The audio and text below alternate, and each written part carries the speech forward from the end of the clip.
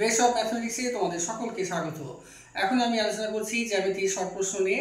আজকের অঙ্কটি দেখো, এখানে এ বি সি একটি ত্রিভুজ।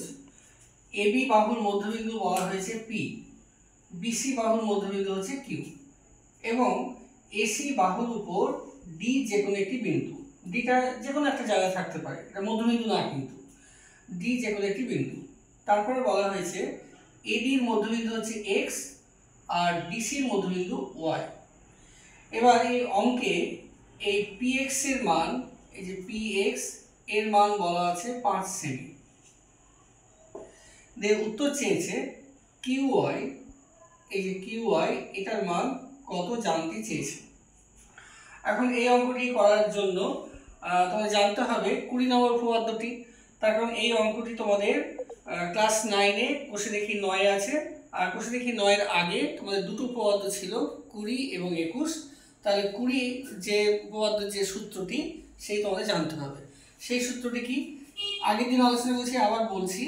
মনে করো এবিসি একটি ত্রিভুজ, এবিসি একটি ত্রিভুজ। এবি বাহুর মধ্যবিন্দু হচ্ছে ডি, এসি বাহুর মধ্যবিন্দু ই। তাহলে এই ডি রেখাটা বিসি রেখার অর্ধেক হবে, অর্থাৎ এটা যদি 10 সেমি হয় তাহলে এটা 5 সেমি হবে, এরকম। এখন এই অঙ্কটি করার জন্য আমাদেরকে আঁকতে হবে বি আর ডি যোগ করতে হবে। এই বি আর ডি যোগ করলাম। তো বি আর ডি যদি যোগ করি তাহলে দেখতে পাচ্ছ উপরে একটা ত্রিভুজ হচ্ছে, নিচেও একটা ত্রিভুজ হচ্ছে।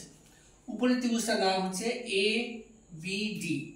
এই যে ত্রিভুজ এ বি ডি, এই যে এ বি ডি, এই ত্রিভুজের এ বি বাহুর মধ্যবিন্দু হচ্ছে পি, আবার এডি বাহুর মধ্যবিন্দু হচ্ছে এক্স।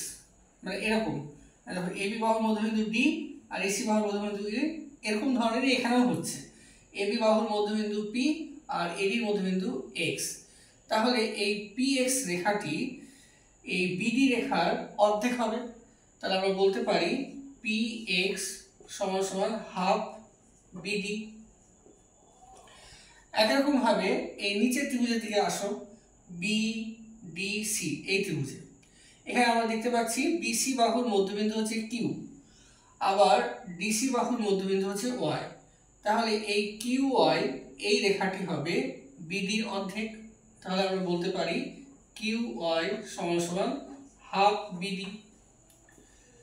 তাহলে লক্ষ্য করো, একবার বলছি যে পিএক্স এর মানটা এই বিডির অর্ধেক, আবার বলছি কিউ এর মানটা বিডির অর্ধেক।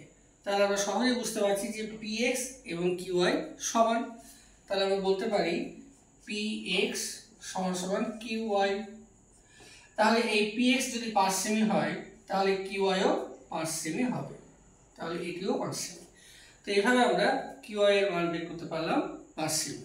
তো এরকম আরো কিছু অঙ্ক নিয়ে আলোচনা করবো আগামী পর্বে। তোমরা দেখতে থাকো। Thank you.